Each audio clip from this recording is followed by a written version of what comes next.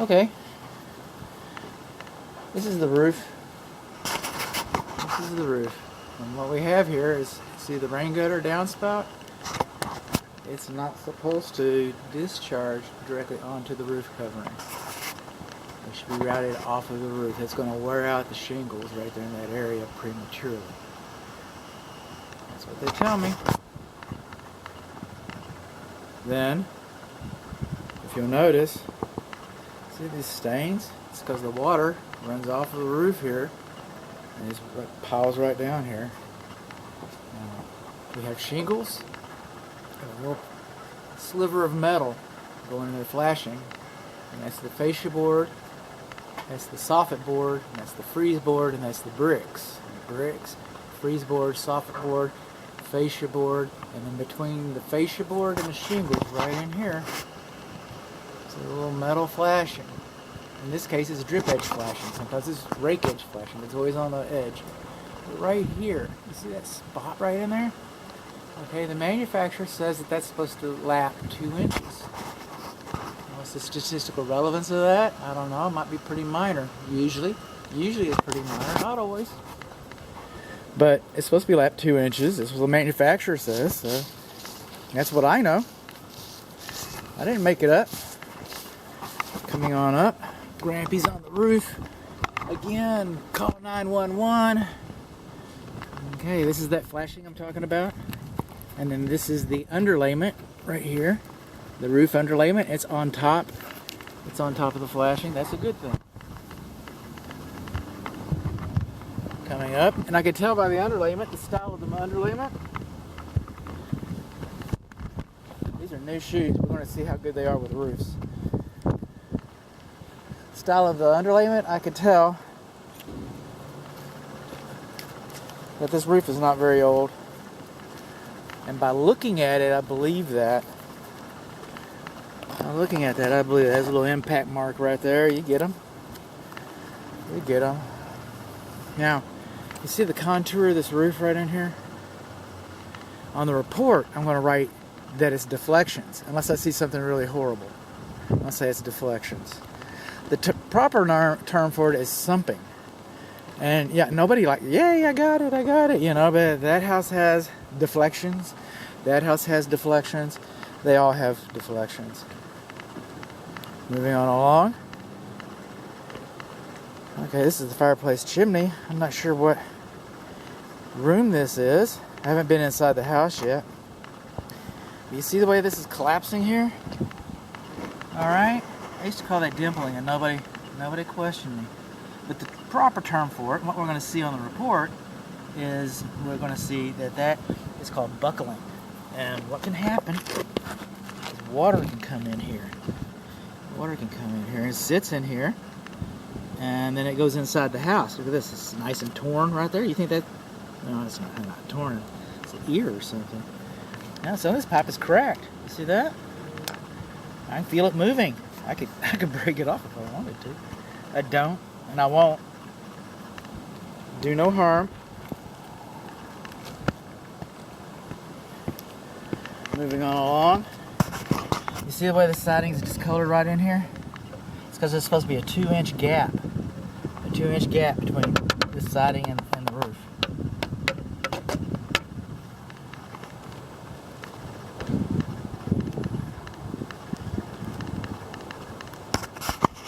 Should be a 2-inch side, gap around that too.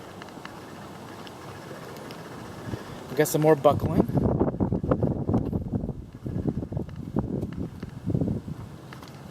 How is this? Yeah, it's lapped right. Okay, we got something interesting going on over here. This is with the swimming pool. But we got a solar collector. A solar collector. That's how they're heating the pool. Now this shed is pool equipment. It's part of the pool heaters, beyond the scope of this inspection. I'm not inspecting that shed. But I will tell you this, that roof, it looks like it's about had it. That's called a modified roll. It's called a modified roll, and they last about 7 years. That's the best warranty you're going to be able to get for it. And they've tacked right onto it without sealing it. It's kind of an ingenious little operation they have. I mean, I gotta, kudos to them for that. Passive. extend your swimming season. That's pretty good. Pretty good, but in the meantime, that's not what I do. This siding should not be closer than 2 inches. And this siding right here is falling. You see where it's falling right there? It's coming loose. So we got a loose siding panel right there. Those are called soffit vents. That's the air intake into the attic. We'll be looking at that a little more.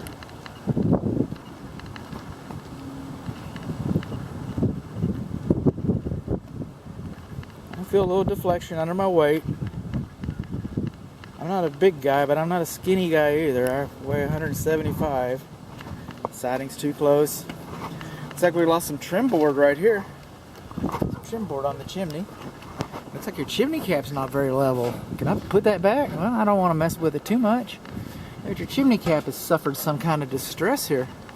I want a fireplace guy to look at that. I just do. Coming up.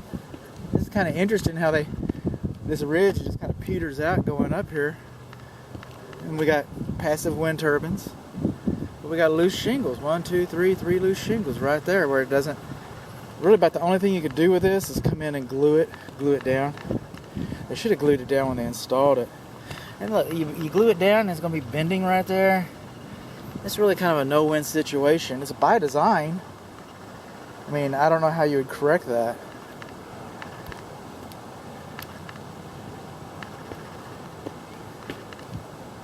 Man, we're still up here. I'm still trusting these new shoes.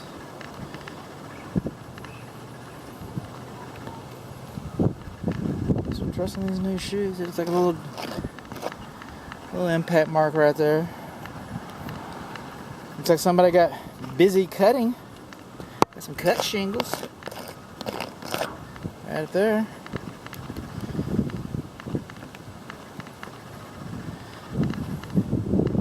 This tree's not actually touching the house, but it will.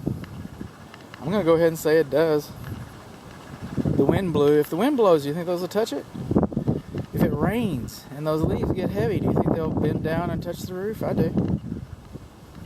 That's what I think.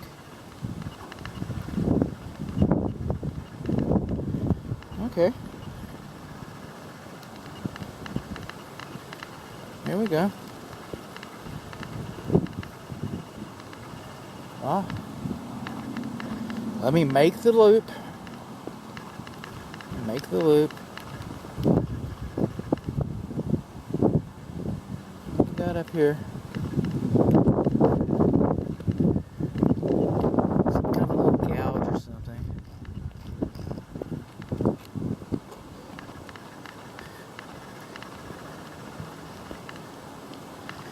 Alright, let's see if I can get down close enough to the edge. Make another observation. And I got close enough to the edge. It's not what you can see, it's what you can't see. That edge flashing that I was talking about from the very beginning, but it not being lapped enough. Same edge flashing that needed the underlayment on top of it. That edge flashing should have been in front of that rain gutter. You don't have much rain gutter, but that little section of rain gutter right there. See, the way it happens is the shingles go over the underlayment. The underlayment goes over the edge flashing. The edge flashing goes over the back side of the rain gutter.